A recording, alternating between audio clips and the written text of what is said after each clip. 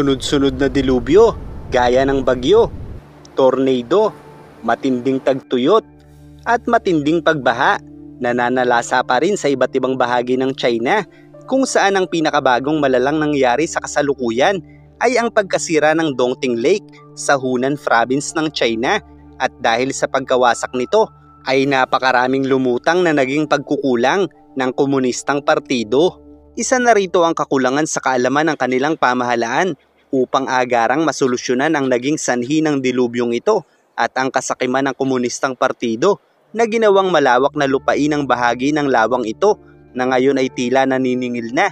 at muling nilamon ng tubig ang dating bahagi ng lawa na ginawang lupain ng komunistang partido.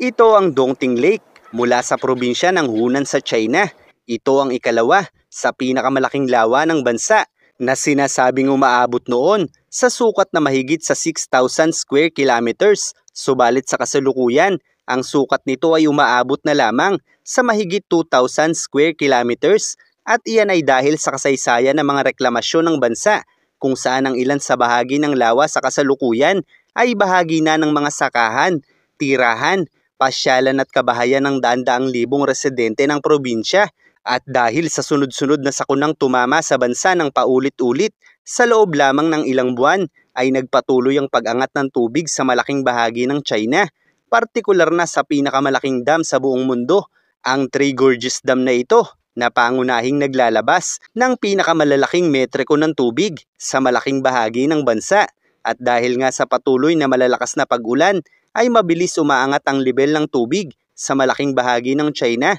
at dahil ang mga dam gaya nito ay may kakayahang maglabas ng sobra-sobrang tubig, upang mapanatili ang seguridad ng dam ay nakadaragdag ito ng mas mataas na level ng tubig para sa iba pang bahagi ng China, kung saan ang tubig na pinakakawalan sa Three Gorges Dam ay dumadaloy sa isa pang dam sa kahabaan ng Yangtze River, kaya't nagpapakawala din ito ng malaking level ng tubig na napupunta naman sa Dongting Lake na sa kasalukuyan ay dumanas ng pinakamalalang pagbaha sa nakalipas na 25 taon. Sa madaling salita, ang malakas na tubig ulan na bumabagsak sa bahagi ng probinsya ng Hubei ay tila direkta na lang bumabagsak sa probinsya ng Hunan, dahil ang lahat ng tubig na bumabagsak sa Hubei ay mabilis na dumadaloy sa Hunan dahil sa malawakang pagpapakawala ng tubig ng mga dam. Kaya't bukod sa napakalakas na pag-ulan na nararanasan sa Hunan Province, ay dinoble at tiniripli pa ito ng tubig na naimbak sa mga dams mula sa Yangtze River, kasabay ang malalaking level ng tubig ulan na bumabagsak sa bahaging ito ng China. Kaya't ang sumalo ng halos lahat ng tubig ulan ay ang Hunan Province ng China. Kasama na rito ang dagdag na pagbabawas ng malalaking level ng tubig sa mga dam upang masiguro na hindi aapaw ang mga dam na ito dahil sa tuloy-tuloy na malalakas na pag-ulan. Kaya naman mabilis na lumaki ang level ng tubig sa lawa ng Dongting, na ikinasira naman ng mga dike nito na kalaunan ay muling lumamon sa dating bahagi ng nasabing lawa. At dahil sa kawalan ng sapat na kaalaman ng kanilang pamahalaan, ay nagpatuloy ang pagtagas ng tubig sa nooy unti-unting nasisirang dike ng lawa, dahil ayon sa mga nakasaksi, ang mga dike ng lawa ay walang mga konkretong pundasyon, kung kaya't madali itong gumuho na naging sanhi ng malawakang pagbaha. Bukod pa rito, ang naging pamamaraan ng pamahalaan para pigilan ang pagkasira ng dike ay paggamit lamang ng mga pinong buhangin,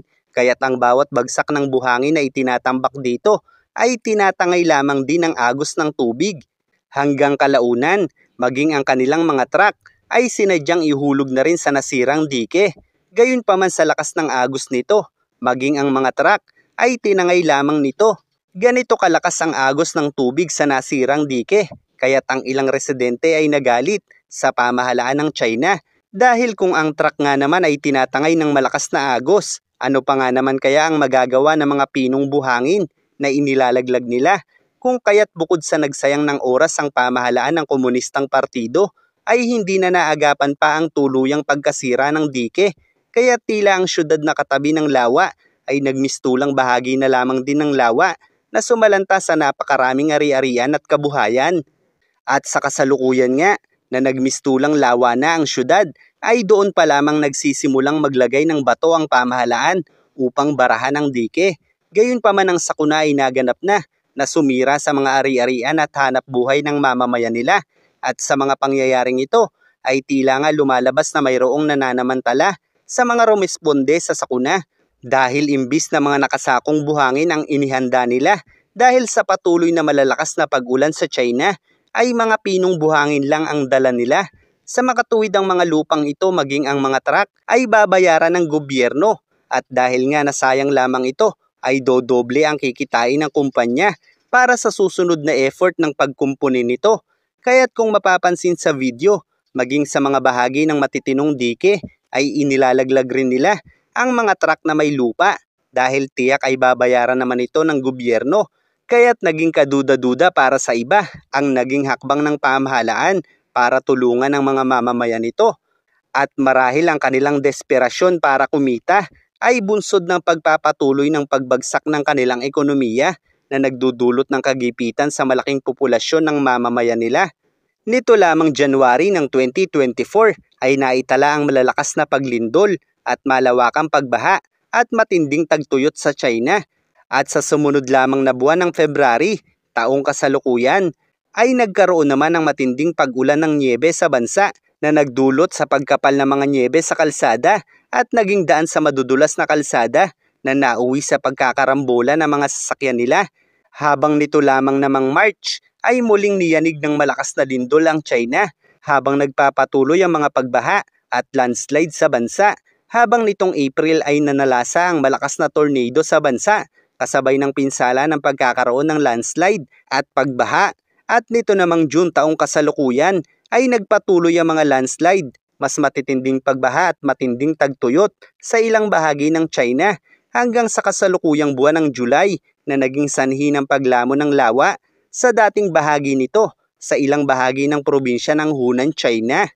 Ganito kalupit ang nananalasang dilubyo ngayon sa China, kaya't maraming tao ngayon ang naaawa sa mga mamamayan nila, habang ang ilan naman ay natutuwa dahil sa mga problemang ito na kinahaharap ng mga komunista. Gayunpaman ano't ano pa man na maging damdamin ng iba, sa huli ay ang kalikasan pa rin ang magpapasya kung saan bansa sila mananalasa dahil sa pang-aabuso ng sangkatauhan sa kanila, partikular na sa lupain ng mga komunista na sumisira sa kanila.